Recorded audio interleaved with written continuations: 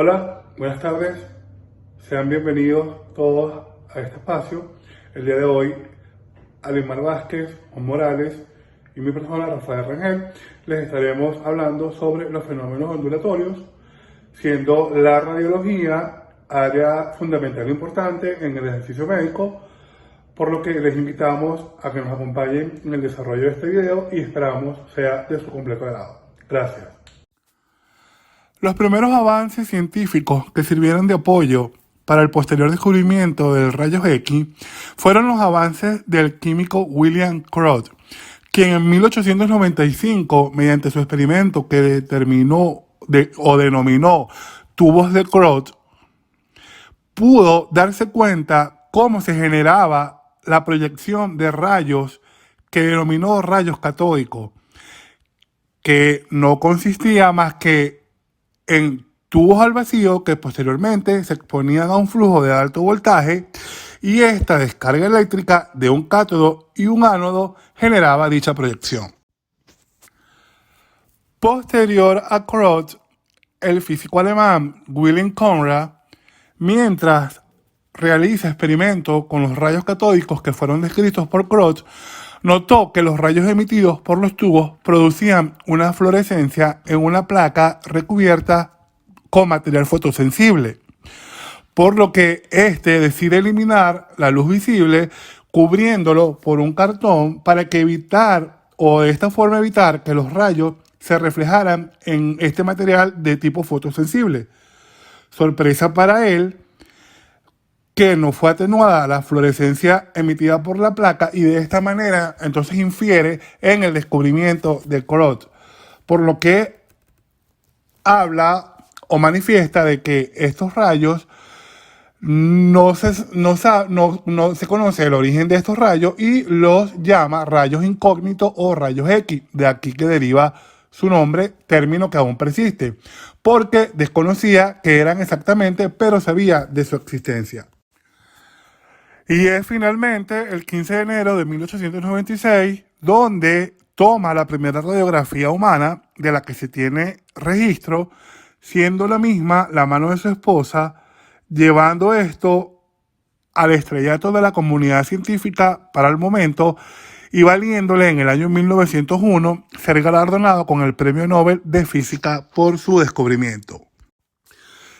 Conociendo ya que los rayos X son una forma de radiación electromagnética, es considerable saber que la radiación electromagnética es de muchas maneras como la energía viaja a través del espacio. El calor de un fuego que arde, la luz del sol, los rayos X, la energía que utiliza un microondas, son diferentes formas de radiación electromagnética. Mientras que estas formas de energía pueden verse muy diferentes una de otras, están relacionadas en que todas exhiben propiedades características de las ondas. Pasaremos ahora a hablar sobre las propiedades de las ondas en general. Como tal vez ya sabrán, una onda tiene un valle, que es el punto más bajo, y una cresta, que es el punto más alto. La distancia vertical entre la punta de la cresta y el eje central de la onda se conoce como amplitud. Esta es la propiedad asociada con el brillo o intensidad de la onda. La distancia horizontal entre dos crestas o valles consecutivos de la onda se conoce como longitud de onda.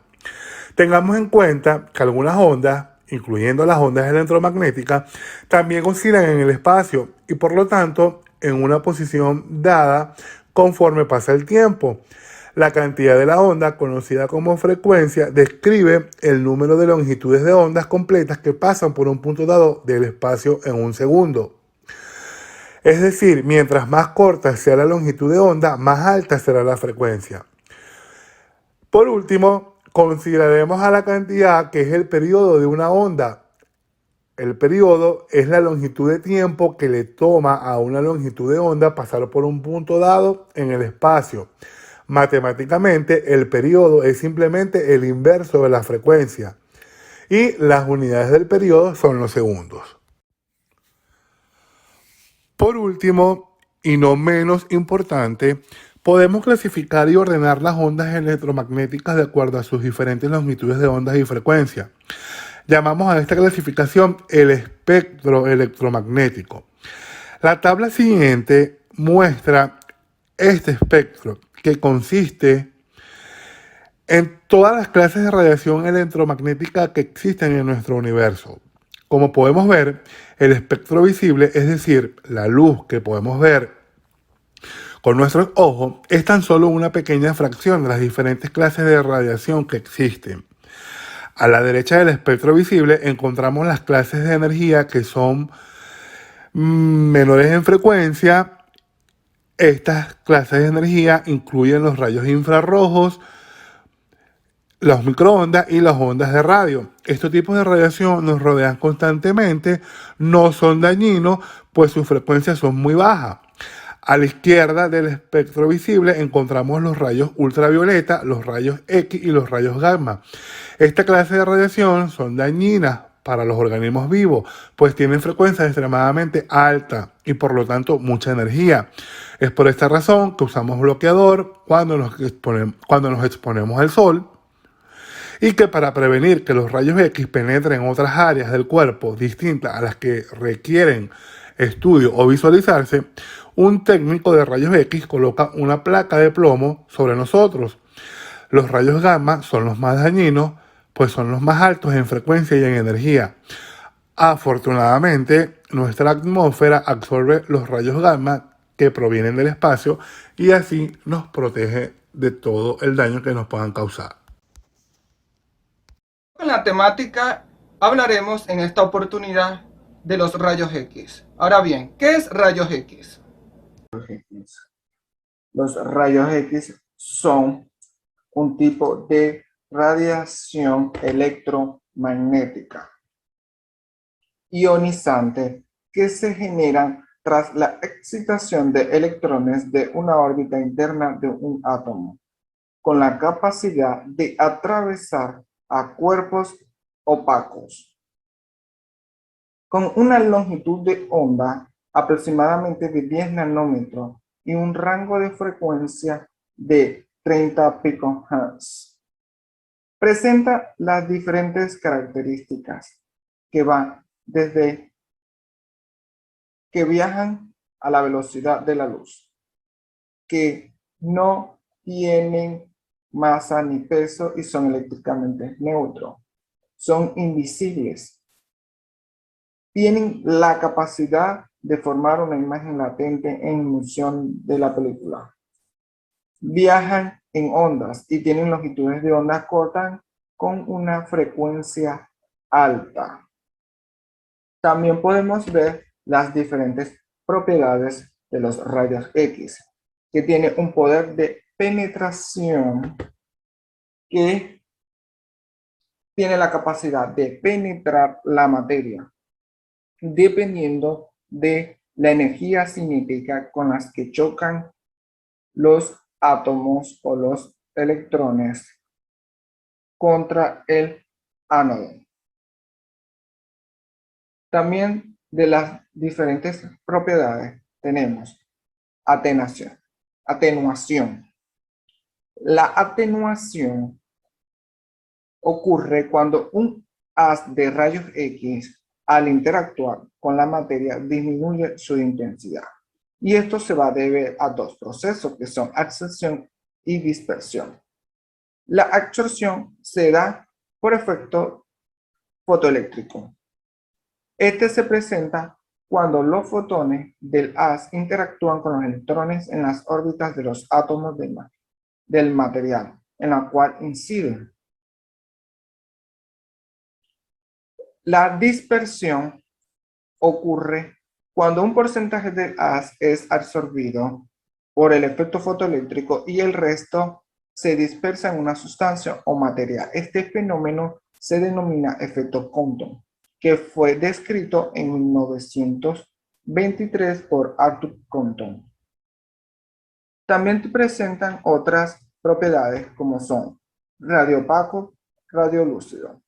Radio opaco es la máxima absorción de los rayos X, donde poca o ninguna radiación consigue atravesarla. se observa en las placas radiográficas de color blanco. Radio lúcido o radio transparente es la máxima capacidad de penetración de los rayos X a la cual atraviesan el material fácilmente y se evidencian a través de una película radiográfica de color negro. Existen varias propiedades que son el efecto fotoeléctrico, y esto ocurre cuando un fotón interactúa con un átomo transfiriendo toda su energía a un electrón. También encontramos lo que es el efecto de ionización, que ocurre cuando los rayos X ionizan los gases, es decir, que añaden o eliminan un átomo. También tenemos lo que es el efecto fotográfico. El efecto fotográfico es la capacidad que tienen los rayos X de interactuar sobre una emulsión fotográfica y después de ser revelada, fijada, puede producir una imagen radiográfica. Y esto se va a presentar con un ennegrecimiento de la densidad o densidad fotográfica que constituye lo que es la imagen radiográfica. Esto se da a través de una mezcla de cristales de bromuro o haluros de plata que están dispersos en una base de gelatina. Este efecto fotográfico tiene variantes.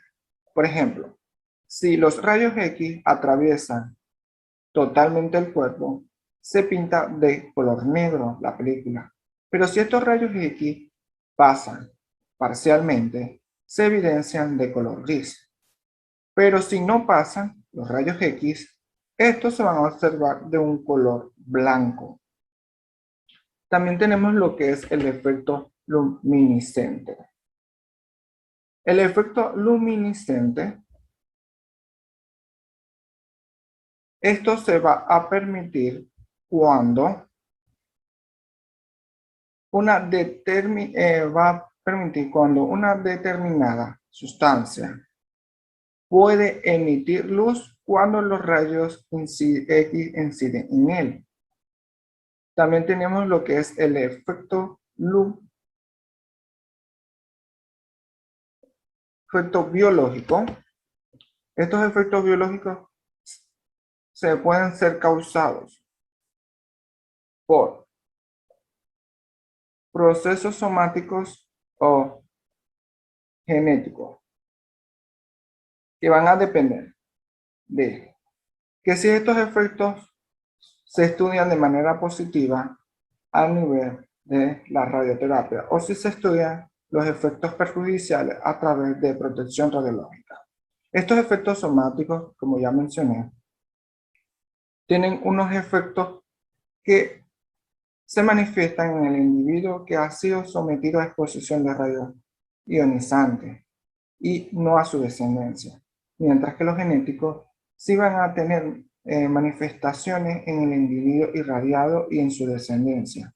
Y esto se va a ver en unas lesiones a nivel de las células germinales y puede ocasionar mutaciones o alteraciones. Estructuras del equipo del aparato de rayos X. El equipo para generar rayos X en forma convencional consta de los siguientes elementos, como los que son el tubo de rayos X. Es un dispositivo electrónico dentro del cual los rayos X producen energía a partir de corriente eléctrica. Dentro de este tubo de rayos X podemos encontrar una estructura llamada ánodo, que es un electrodo de metal contra el cual chocan en él los electrones para producir rayos X. Estos electrones que chocan con el ánodo mayormente generan radiación térmica, que luego son transformadas en rayos X una fracción de esta. Existen varios tipos de ánodo. Hay estacionarios o fijos o rotatorios. Otra estructura de gran importancia es el cátodo, que es un filamento de material de wolframio o tungsteno. Este material es resistente al calor, por lo que se producen electrones cuando es sometido al calentamiento.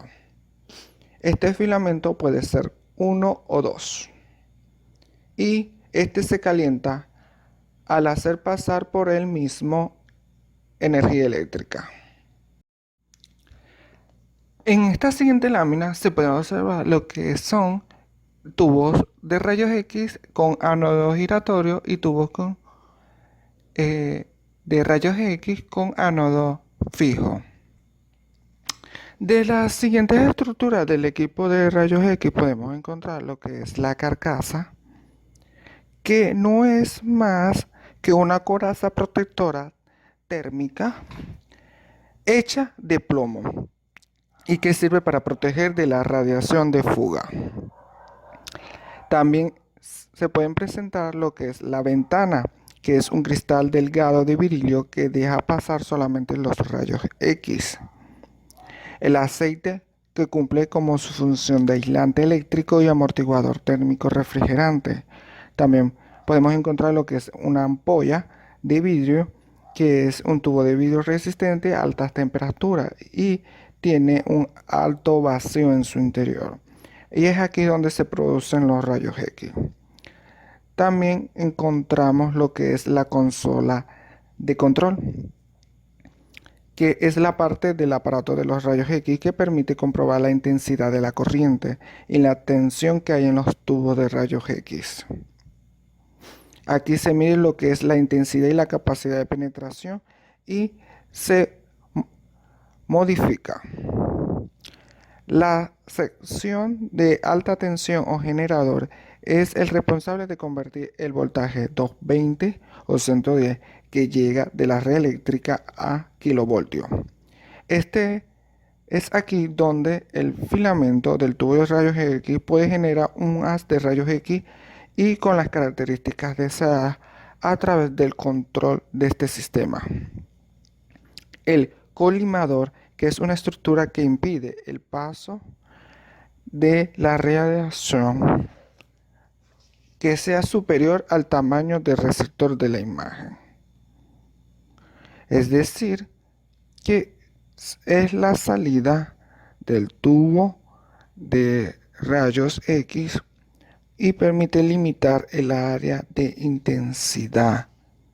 También hay otras estructuras denominadas que son el soporte del tubo, que tiene la misión de sujetar el sistema de tubo de los rayos X con el colimador.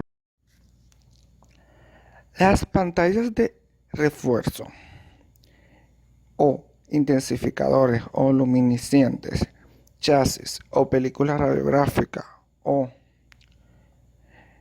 placa radiográfica son un sistema de imagen que consiste en donde el chasis tiene en su interior la película y esta es la que va a absorber la radiación y es colocada en una sustancia fluorescente denominada pantalla reforzadora y que se transforma los rayos X en luz y esta queda impresa en la película.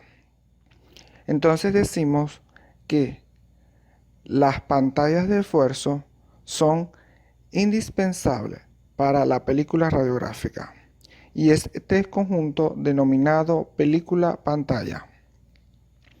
Y en esta pantalla de esfuerzo se captura los fotones de los rayos X y se convierte en fotones de luz visible y que transmiten la luz a la película. La denominada película radiográfica o placa radiográfica es el receptor final y pasivo de la información y se compone por una superficie que es gelatinosa y es sensible a la luz y a los rayos X, radiación de los rayos X, y está extendida en lo que es las pantallas de refuerzo.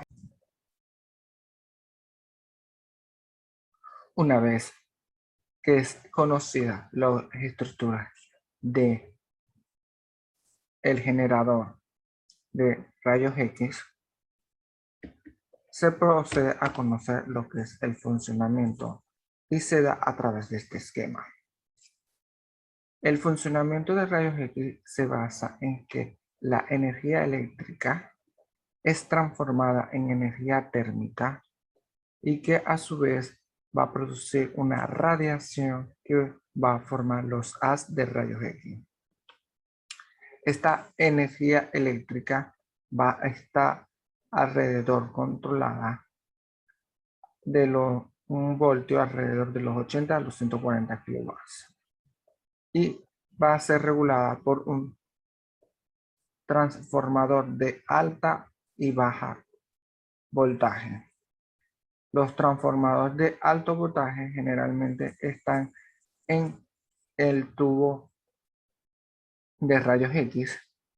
Este tubo de rayos X está conformado lo que es la ampolla de vidrio, el cátodo, el ánodo, un rotor para el ánodo giratorio, la carcasa que lo protege, la ventana que va a ser los limitadores y el colimador.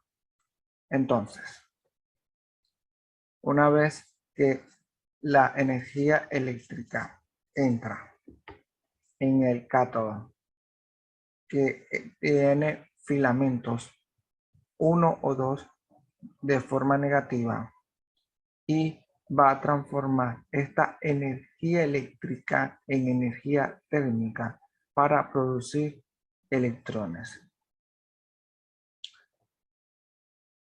El ánodo tiene carga positiva y es un electrón. Y este va a hacer que los electrones que rebotan van a hacer que la radiación o la fracción de radiación que va a formar en haz de rayos X y va a estar regulada por lo que es la ventana.